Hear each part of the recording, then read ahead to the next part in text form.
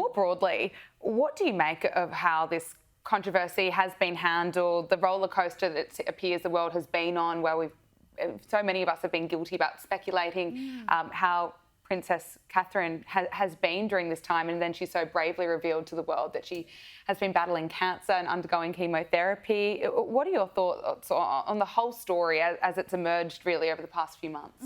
I think we're all examining our consciences, and I think I'm examining mine for the first time really since the death of Diana, which I covered when I worked in the UK during the 90s. I was there for that. We were at our desks that entire day and the week that followed before her funeral. And there was a lot of soul searching, both privately, among people, among journalists, among people in the public, how they had consumed information. And I think we're there again. People are thinking about what they see on social media. Are they liking it? Are they clicking it? They know the algorithm works, that if you keep looking at it or you seek more of it, you'll be fed more of it.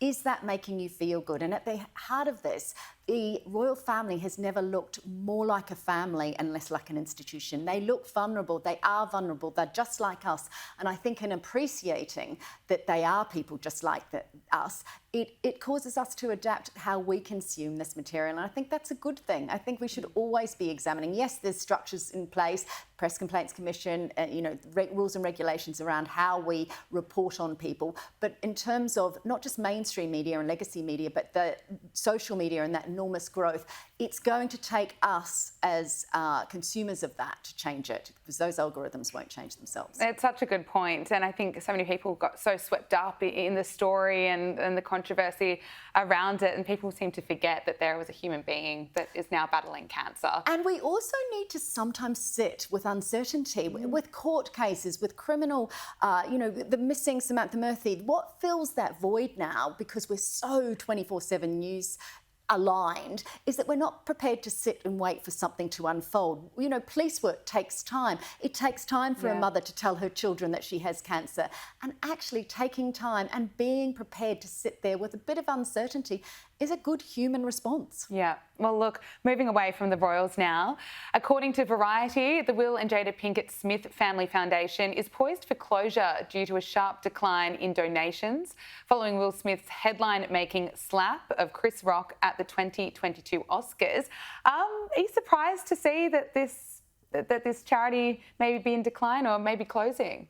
I'm surprised it's still even going after that slap. That man should have been arrested for assault. It was an appalling situation. I know Chris Rock didn't bring allegations against him, but the police had the right to charge him with assault. He was on a world stage. What's really sad about this story is that the benefactors of this charity, which incidentally has seen an 83% drop in donations. So it was pulling in 2 million at its height, and now it's down into the low 100,000s, I think a couple of 100,000s. Big supporters like American Airlines have pulled their donations.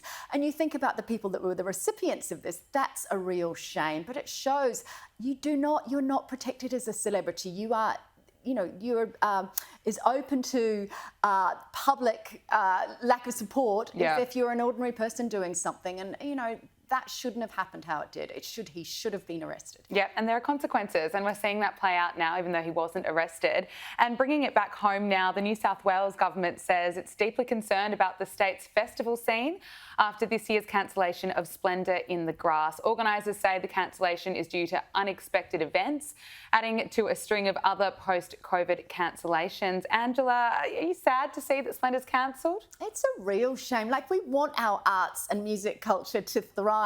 They had great headline acts. Kylie Minogue. Who wouldn't want to go and see her?